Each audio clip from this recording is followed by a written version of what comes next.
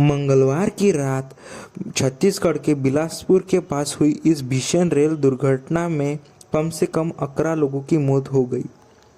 यह हादसा उस समय हुआ जब एक लोकल पैसेंजर ट्रेन ने एक खड़ी मालगाड़ी को पीछे से टक्कर मार दी। 20 से ज़्यादा यात्री घायल हुए और 11 लोगों की मौत हो गई।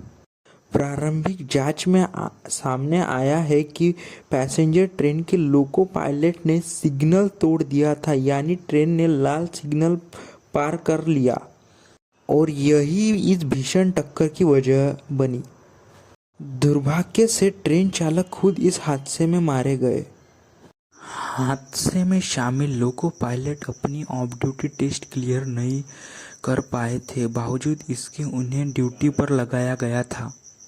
अब सवाल उठ रहा है कि रेलवे के सेफ्टी सिस्टम में आखिर इतनी बड़ी चूक कैसे हो गई। अगर वीडियो अच्छा लगा तो चैनल को सब्सक्राइब जरूर कीजिए।